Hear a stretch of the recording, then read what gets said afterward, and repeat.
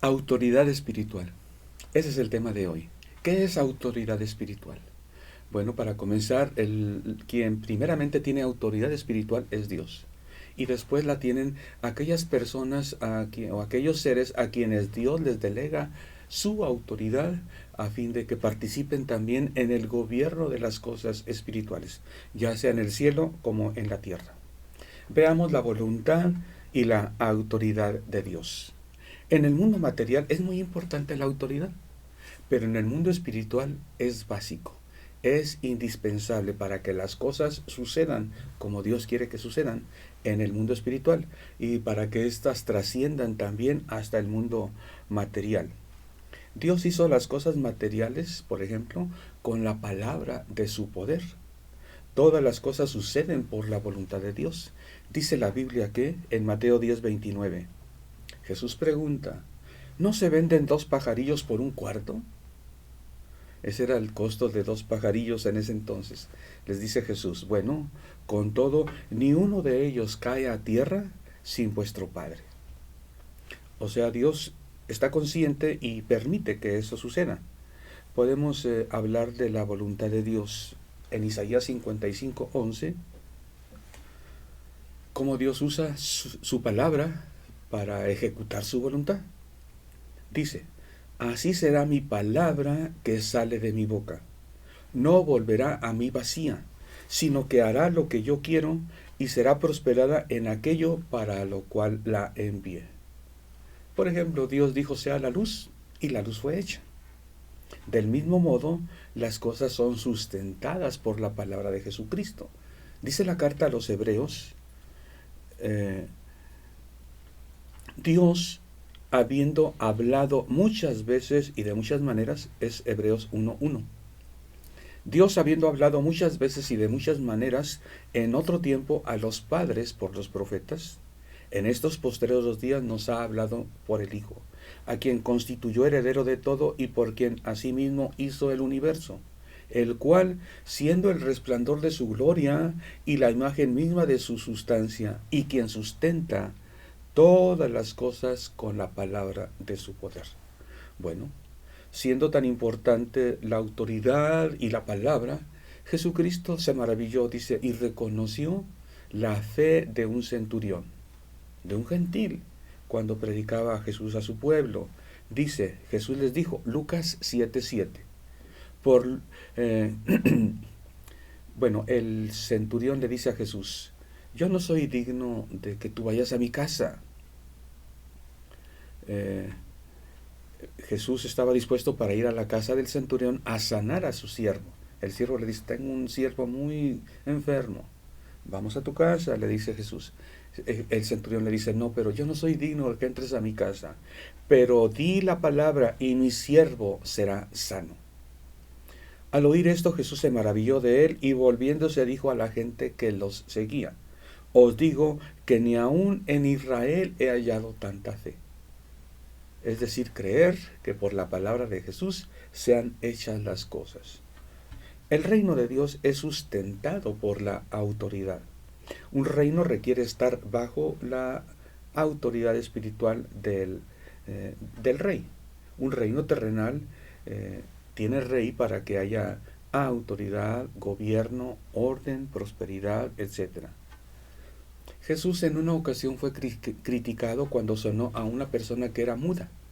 La sanó echando fuera el demonio, y no faltó quien lo criticara. Echa fuera demonios, pero por el poder de Satanás. Jesús les dice, un reino dividido contra sí mismo no puede prosperar. Y así también Satanás, si está dividido contra sí mismo, ¿cómo va a permanecer su reino? Ya que decís que por Belcebú echo yo fuera los demonios. Toda casa o casa dividida contra sí mismo no prosperará. Ese es el reino de las tinieblas. Es sostenido por la autoridad de Satanás y la cual confiere a sus demonios también. Si Satanás da poder a una persona para que eche fuera demonios, pues estaría peleando contra sí mismo. Es lo que dice Jesús, una casa dividida contra sí mismo no va a prosperar. De la misma manera y con mayor razón, el reino de Dios. Bueno, Un día va a terminar toda acción e influencia del reino de las tinieblas, pero el día de hoy todavía ejerce su poder de engañar a las personas y aún a los cristianos. Tenemos nosotros lucha contra esos demonios del reino espiritual. Dice Efesios 6:12, porque no tenemos lucha contra sangre y carne, sino contra principados, contra potestades, contra huestes espirituales de maldad en las regiones celestes. Bueno, si el reino de las tinieblas se sustenta con autoridad y hace guerra contra los cristianos, nosotros tenemos que estar también bajo autoridad, bajo la autoridad de Dios, y usar esa autoridad de Dios para hacer guerra, para defendernos o para hacer guerra y salir vencedores. Dice, bueno, Efesios nos habla de esa lucha y nos dice cómo podemos sostenernos y salir vencedores. Hay algo muy bonito como lo expresa el Salmo 103. 103 del 17 en adelante, dice así: mas la misericordia de Jehová es desde la eternidad hasta la eternidad sobre los que le temen, y su justicia sobre los hijos de los hijos, sobre los que guardan su pacto y los que se acuerdan de sus mandamientos para ponerlos por obra. Jehová estableció en los cielos su trono, y su reino domina sobre todos. Bendecid a Jehová vosotros sus ángeles, poderosos en fortaleza, que ejecutáis la palabra, obedeciendo a la voz de su precepto. Bendecid a Jehová vosotros todos sus ejércitos, ministros suyos, que hacéis su voluntad. Bendecid a Jehová vosotros todas sus obras, en todos los lugares de su señorío. Bendice alma mía a Jehová. Bueno, y así comienza el Salmo: bendice alma mía a Jehová, y no olvides ninguno de sus beneficios. Pero te das cuenta, Dios establece su reino. En su reino es reconocido por ángeles, por potestades espirituales, bajo su mando. La naturaleza misma ha de reconocerle la autoridad y grandeza de Dios. Sus ángeles, sus ministros, ejecutan la voluntad de Dios. Y la ejecutan por su palabra también. Mateo 12:28, Jesucristo dice: pero si yo por el Espíritu de Dios echo fuera a los demonios, ciertamente ha llegado a vosotros el reino de Dios. Jesucristo con su autoridad establece su reino, pero para esto deshace el reino de las tinieblas. Marcos 16:17 viene el legado: en mi nombre echaréis fuera demonios. Bueno, Pablo enseñó al cristiano que tenemos lucha espiritual. Así lo dice en la carta a los Efesios. Apocalipsis 12:11 dice: ellos le han vencido por medio de la sangre del Cordero y de la palabra del testimonio de ellos. El Cordero ya venció. Ahora nosotros tenemos que usar la palabra del testimonio, es decir, declarar lo que ya fue hecho. Declarar aquello de lo cual fuimos testigos. Cristo es vencedor. Es la manera en que nosotros somos victoriosos. No guerreando, no peleando, declarando lo que Cristo hizo. Hay quien piensa que sus batallas, sus guerras espirituales, Dios las hace. Bueno, eso es la teología del Antiguo Testamento. Él pelea nuestra batalla. Pero en el Nuevo Testamento, Cristo peleó la última batalla de parte de Dios para derrotar a Satanás. Ahora ya está derrotado. Ahora nosotros tenemos una batalla. Somos las que la tenemos nosotros. Dios ya no la tiene. Nosotros somos los que la tenemos. Y vencemos declarando que Cristo venció. Declarando la victoria de Cristo. Dice la palabra de Dios por eso que podemos echar fuera demonios. ¿Con qué autoridad? La de Cristo. Y lo que tenemos que decirle no es que yo puedo más que tú, yo te corro. No. Tú ya estás vencido. Cristo te venció. De manera que vete. Eso es pelear. Cristo ya peleó nuestra batalla y venció. Ahora nosotros tenemos que pelear nuestra batalla y decir que porque Él venció, porque nuestra fe está en Él, es que somos vencedores. Dice la Biblia, somos vencedores por medio de aquel que nos amó, por lo cual estoy seguro que nada ni nadie os podrá separar del amor de Dios que es en Cristo Jesús.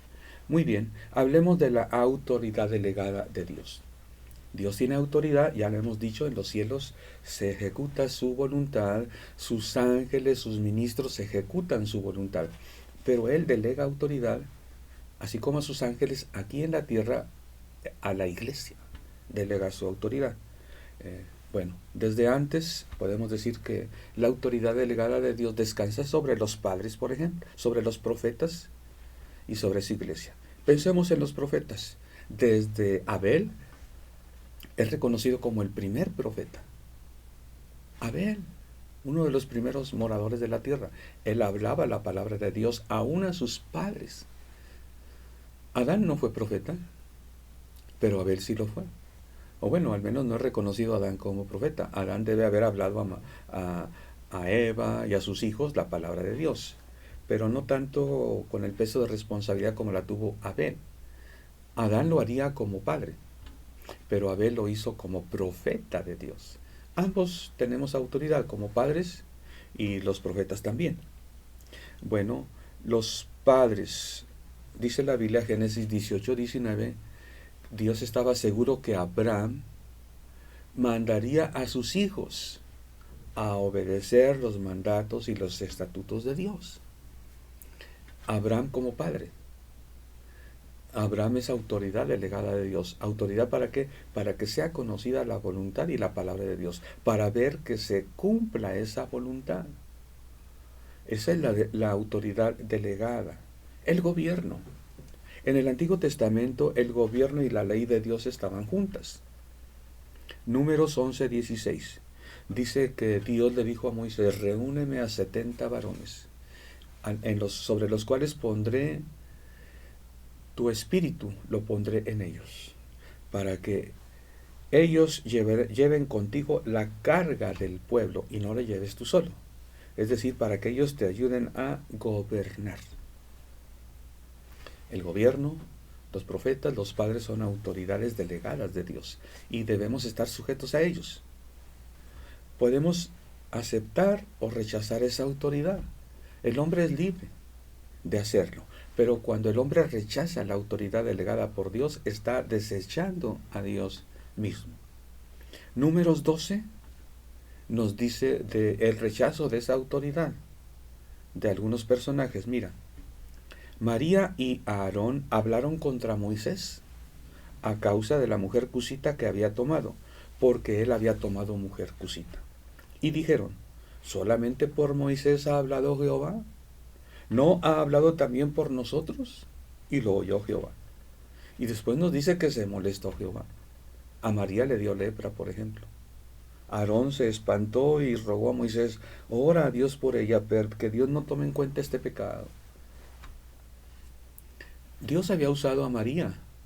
Ella cantó alguna vez una danza profética por ahí. Aarón mismo era profeta de Moisés. Él hablaba lo que Moisés tenía que hablar ante Faraón. Aarón era el que lo decía. Dios había usado a Aarón, era sumo sacerdote. Pero se les olvidó reconocer que había alguien sobre ellos en autoridad. Moisés tenía autoridad sobre ellos, pero ellos querían ser reconocidos como autoridad. Y dice: bueno, ¿acaso Dios no ha hablado con nosotros? No solamente tú eres autoridad, nosotros también.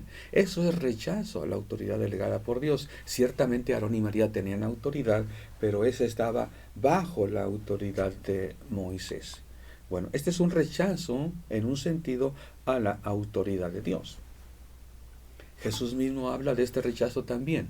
Lucas 13:34.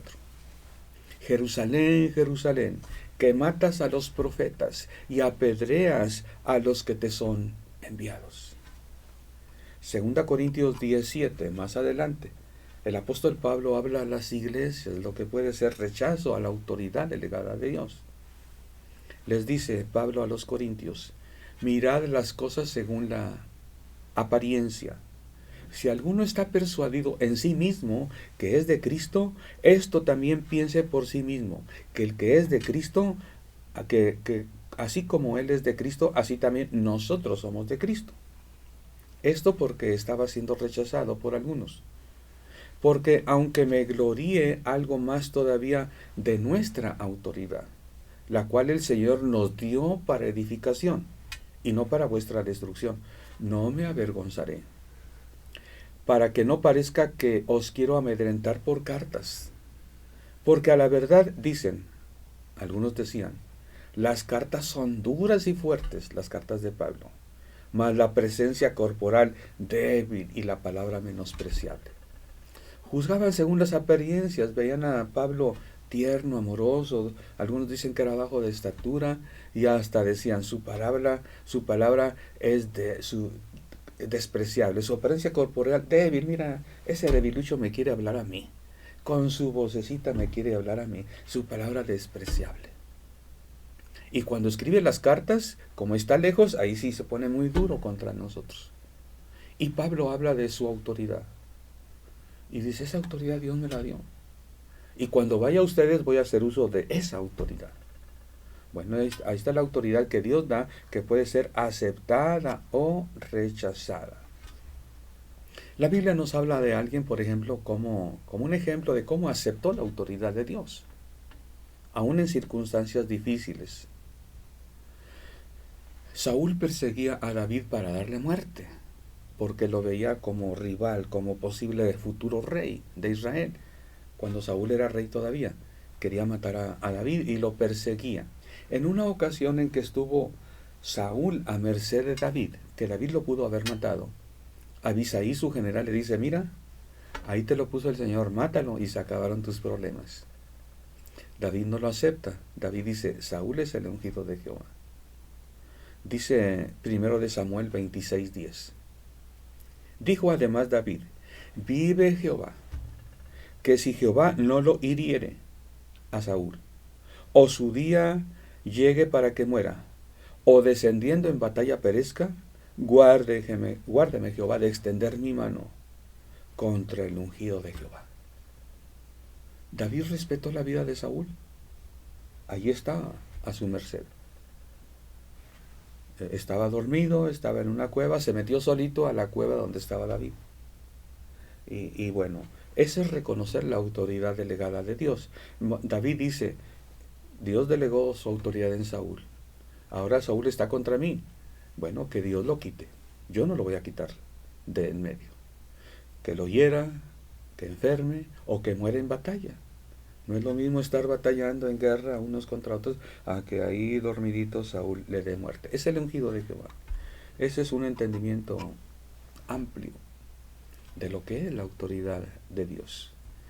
¿Cuántas veces el cristiano se pone uno contra otro? Se levanta uno contra otro, aún se acusan ante las autoridades uno contra otro. Dios quiere que obedezcamos su voluntad. Hay veces tenemos que defendernos, pero en ocasiones tenemos que dejar que Dios nos defienda. En la Biblia, en el Nuevo Testamento, hay un mandato claro, específico respecto a la autoridad delegada. Romanos capítulo 13, Pablo nos dice, Romanos 13:1, sométase toda persona a las autoridades superiores, porque no hay autoridad sino de parte de Dios. Y las que hay por Dios han sido establecidas. De modo que quien se opone a la autoridad, a lo establecido por Dios resiste, y los que resisten acarrean condenación para sí mismos. Bueno, no se trata de estar sujetos a las autoridades cuando éstas están contra Dios. Pedro y Juan dicen, es necesario obedecer a Dios antes que a los hombres. Pero fuera de eso debemos estar sujetos a nuestras autoridades en nuestra patria. Bueno, ya he mencionado que Dios delega autoridad también en los padres y los profetas, desde luego. Quiero que nos abramos un poquito más a todo esto que es autoridad delegada. Números 11:29. Moisés en una ocasión así lo dijo. Ojalá todo el pueblo de Jehová fuese profeta, y que Jehová pusiese su espíritu sobre ellos. Yo algunas veces pensaba, bueno, qué exagerado Moisés. Si todos son profetas, ¿a quiénes van a profetizar? Y bueno, creo que Moisés tenía una visión más amplia que yo. Moisés pensaba tal vez en que Dios le dijo a Abraham, en ti serán benditas todas las naciones de la tierra. Es necesario que el pueblo de Dios hable a quienes todavía no son pueblo de Dios. Hable la palabra de Dios, es decir, actúe como profeta de Dios. Vamos a tratarlo de verlo. Hechos 2:17 dice así. Lucas reconoce y ve en el día de Pentecostés el cumplimiento de la profecía dada a través de Daniel. Y en los postreros días, Hechos 2:17, y en los postreros días, dice Dios, derramaré de mi espíritu sobre toda carne, y vuestros hijos y vuestras hijas profetizarán, y vuestros jóvenes verán visiones, y vuestros ancianos soñarán sueños. Es decir, en los postreros días, no solamente Isaías, Jeremías, ese tipo de personas van a profetizar, no, van a profetizar de manera más general el pueblo de Dios. Aún los ancianos, aún los jóvenes, fungirán como profetas de Dios. El problema el día de hoy es que muchos cristianos, y digo el día de hoy porque estamos en los postreros días, no cabe duda que si los postreros días Pedro ve el día de Pentecostés, pues de ahí para acá son los postreros días. El problema de hoy es que muchos cristianos, para pensar en términos de profetas, esperarían que apareciera alguien como Isaías, como Jeremías, como Ezequiel, como Daniel. ¿Por qué? Profeta simplemente es alguien que habla en nombre de Dios, no tiene que ser tan grande como Isaías, tan grande en unción de poder, tan grande en extensión territorial para ejercer el ministerio de profeta. Por ejemplo, en el Nuevo Testamento encontramos a un Agabo, a un Ananías, a 4 hijas que tenía Felipe. En Cesarea vivía Felipe el evangelista. Él tenía 4 hijas doncellas que profetizaban. ¿Cómo se llamaban? ¿Qué profecía dieron? ¿Quién sabe? Pero se mencionan. Vemos que el ministerio profético era más amplio de lo que a veces nosotros pensamos. Pablo estaba dispuesto a aceptar que en los cultos en la iglesia de Corinto hubiera 3 o 4 profetas que profetizaran, pero les dice por turno, y los demás juzguen. Había más de 3 o 4 profetas. Si uno dice Dios tiene palabra, no se amontonen por orden. 1, 2, 3, a lo más 4. Los demás profetas sentaditos oigan y juzguen. ¿Te das cuenta de la amplitud del ministerio profético? Bueno, cuando descendió el Espíritu Santo en Pentecostés, descendió sobre 120. Y dice la Biblia que cuando el Espíritu Santo estuvo en ellos, hablaban en lenguas y profetizaban. ¿Cuántos hablaban en lenguas? ¿Cuántos profetizaban? Bueno, si es de probabilidades, diríamos que cuando menos 60 profetizaban. Pudiera ser que los 120. ¿Qué quiere decir profetizar? ¿Que escribieron un libro como Jeremías y otro libro? No. Profetizaron, hablaron lo que es Dios, la palabra de Dios, la voluntad de Dios. ¿A quiénes lo hablaron? Pues todos querían hacer la voluntad de Dios, pero estuvieron hablándolo. Ya llegaría el tiempo en que lo hablarían a quien no era cristiano. Por ejemplo, llegó el pueblo, se agolpó. Pedro fue el que habló. No hablaron los 120, habló Pedro. Dice Pedro poniéndose en pies con los 12 profetas de Dios. ¿Por qué? Porque habla la palabra de Dios. La Biblia no se menciona a Pedro el profeta, pero no cabe duda que lo fue.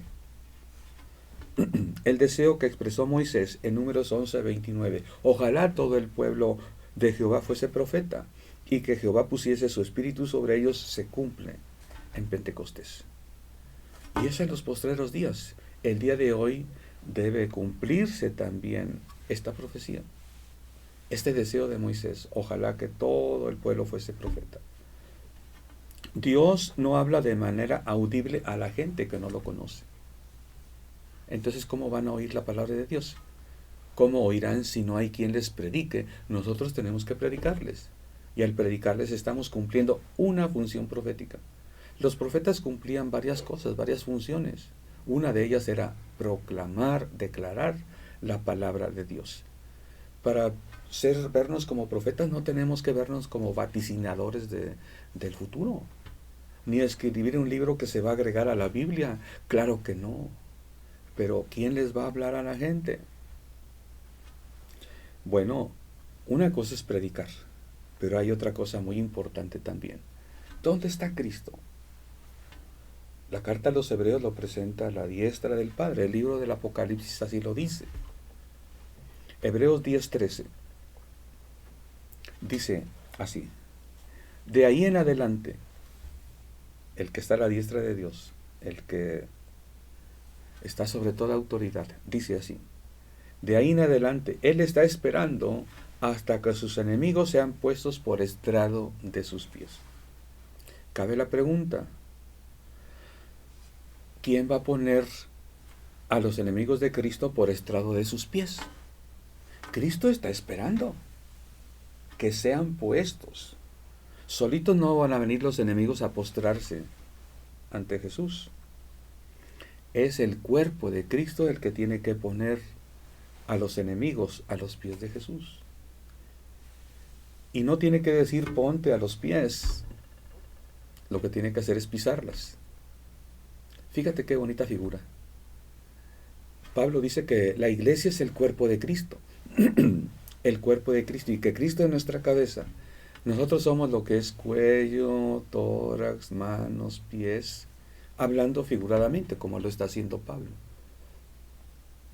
Si los enemigos espirituales de Cristo han de estar a los pies de Cristo, van a estar a los pies de la iglesia, porque la iglesia es el cuerpo de Cristo.